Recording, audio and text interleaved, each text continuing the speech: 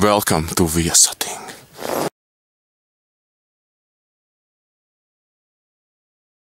Kur tu esi? Es esmu šajā brīnišķīgajā Latvijas dabas neskartajā nostūrī. Vietējie to dāvē pa brīnumzemi, vispārējie to zina kā Cielavas.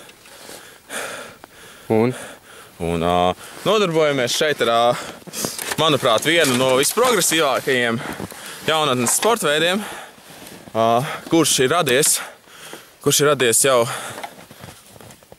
es pat neatminos, kad viņš radās. Idejas līmenī tas jau bijis vairākas gadu desmitus, bet, diemžēl, nebija attiecīgās tehnoloģijas, lai to varētu realizēt.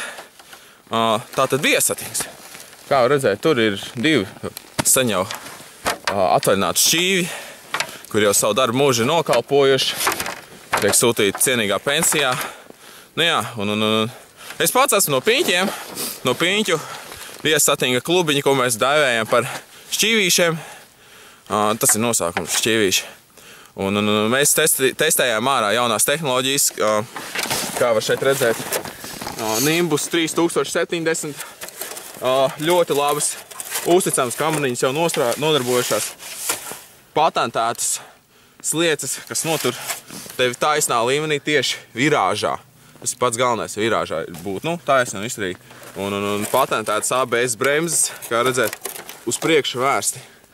Uz priekšu vērstu bremžu kloķi. Tas ir ļoti efektīvi, bet šeit tas nedarbojas. Un šajā trasē tas arī ir aizliegts izmantot bremzes, jo tiek bojāts trases segums. Nu jā, bet, kā redzam, ir daudz, var jau redzēt no stāvokļa, kad ir bijušas dažas dizaina kļūdas. Pieņemsim šis ļoti neizturīgais dibena gals, kurš, diemžēl, neizturēja slodzi. Nu jā, un padevās tieši. Bet, ļoti daudz tādas pozitīvas atziņas ir, pieņemsim, šie te kāju sari, kas notur tavas kājas cieši ragaviņās, lai tavs ķermenis būtu stiprāks, lai tu pats būtu stiprāks, tu justos drošāk, un, protams, lai kājas neizlidot pa dīrs ārā. Nu jā, un tas būs, atstāsim šo ten kā piemiņu mūsu Pasaules viesatinga federācijas priekšniekam Gačs Solcerlūdzu. Liels tiešām paldies par šo fantastisko iespēju trenēties šajā jaunajā trasē, jaunatklātajā. Kā dzirdēju, jums ir veikti daži uzlabojumi, varbūt jūs varētu pastāstīt kaut ko par tiem? Jā, pilnīgi droši. Iepriekš varbūt pēc tam parādīsim kaut kādas tieši fotogrāfijas nogas, bet paša augšā ir tā kā ņemti par pamatu vecais uzmetiens, esam pierakuši klāt tā kā, lai ir augstāk tieši tas krišanas lēns, tagad ir kaut kur aptuveni 47 grādi, tas tāds ideālais, tā kā tiešām mēs braucot, jā, mēs tad tā kā aiznesām speciāli to tā kā vēja turbīnu, lai tā kā aiziet, tā kā aplēst tas vējš, tiešām ideāls tāds sākumiņš.